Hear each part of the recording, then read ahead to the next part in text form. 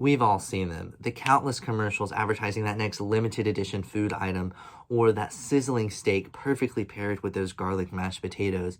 But what is the effect of this having on the American society? And should we even be concerned with this effect, or should we just let people live how they want to live? I'm currently studying dietetics at UGA and studying how nutrition affects our bodies both physically and psychologically.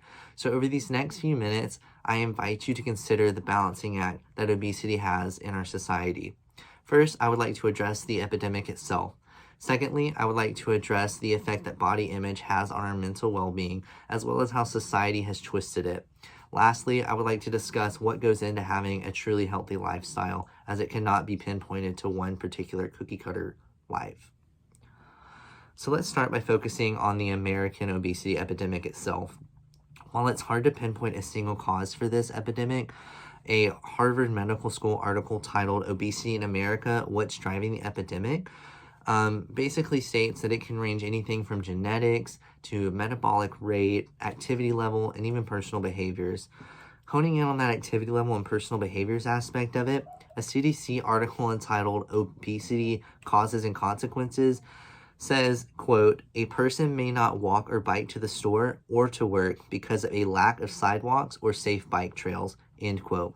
So basically this is saying that a lack of infrastructure in bike trails or walking sidewalks might be the reason that somebody is not active, because they might not feel safe walking or riding a bike on a road because they might get hit by a car, and nobody wants to do that.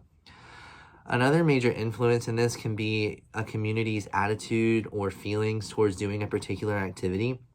This can be seen in Athens through riding a bike. As Professor Mills has said many times, you never see anybody riding a bike in Athens. And that's not necessarily because there's a lack of infrastructure, because there's bike lanes all throughout campus, and there's even sidewalks that you can ride on if you really want to. But there's just not that community attitude of riding a bike, and therefore you're not that encouraged to ride a bike yourself.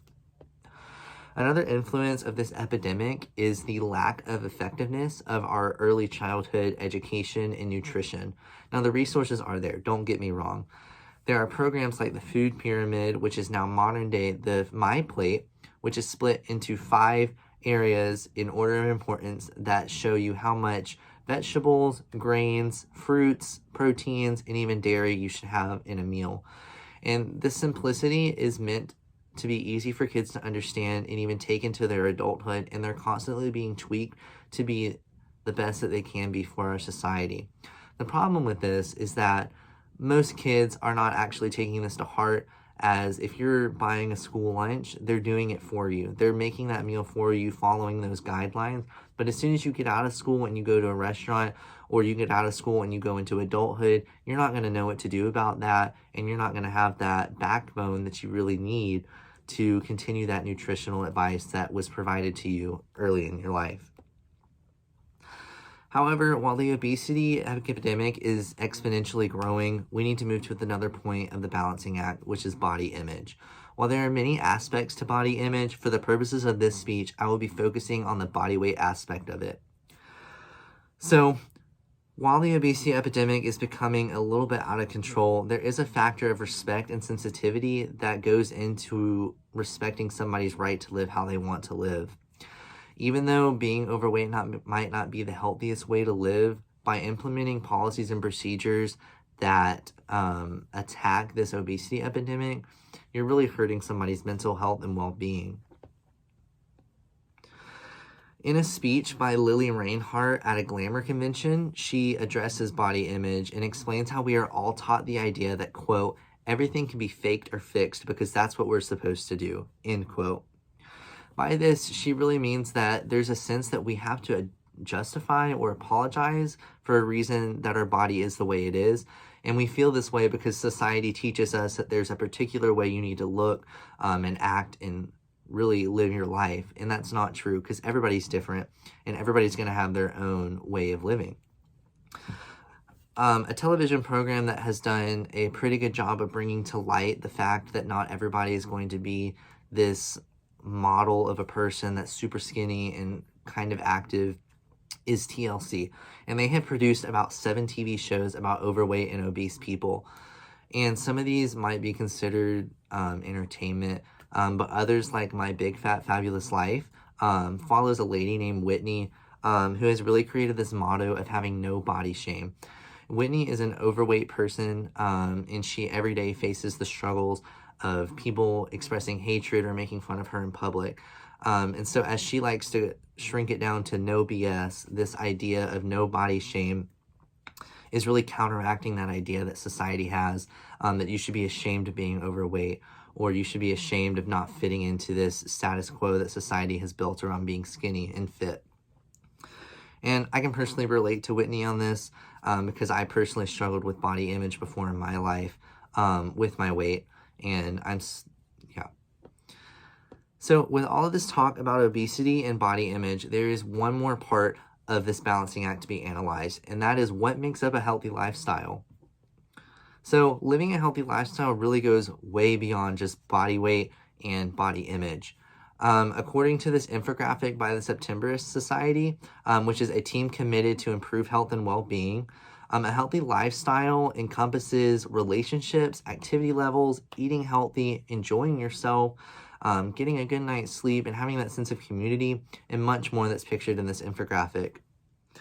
So one thing that I really took away from this picture is the fact that there's no one important aspect of it.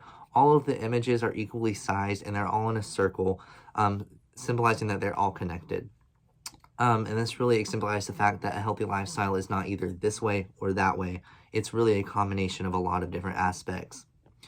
However, there are some associations with living a healthy lifestyle. One is living a medically healthy lifestyle, and one is living a mental health related healthy lifestyle.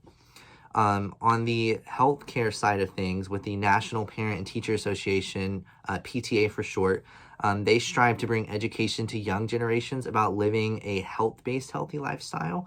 And they can do this through healthy lifestyle programs for kids to learn the basics of like how to properly hydrate, because kids are all the time playing outside, and let's be honest, they're probably not drinking enough water like they should be. So providing this secondhand education in addition to the government My Plate, like I discussed earlier, is helping give that reinforcement of information and hopefully bring that into adulthood with their nutrition. On the mental health side of things, however, the Mental Health Foundation of the United Kingdom has a pamphlet that is refreshed every year that is really aimed at improving and maintaining a healthy lifestyle based on your mental state. And two of the main ways that they do this is they say to keep in touch with people, especially during the epidemic. I know that it's hard to like meet up with somebody in person, but the good news about living in our society is that we have FaceTime and video calls and all of that, and just accepting who you are. So that going back to that idea of no body shame. Now that we've explored the different parts of this balance, I'd like to get your mind turning about your thoughts about this topic. So how do you feel about your own body image? What steps can you take to address this epidemic? Is there a simple solution to this epidemic? Do you respect others who might not fit the status quo of our society? In your opinion, what makes up a healthy lifestyle? With these questions in mind, I would like to conclude with this. The endless search for a cure for this obesity epidemic is just that, endless. There's no particular factor, and it can range from biological to societal factors, and there's no simple solution that's going to magically make this epidemic go away. You should also be confident in yourself. Don't let society's body image dictate how you should act or how you should look or how you should feel about your own self. Be proud of who you are. Lastly, each person's lifestyle is going to look different from your lifestyle. So don't judge others and don't feel like you have to fit into somebody else's lifestyle, because we're all going to be different. Thank you for listening to this speech, and I invite you to continue to find a way to balance how your weight and your lifestyle and your body image continues to revolve in your own life. Thank you.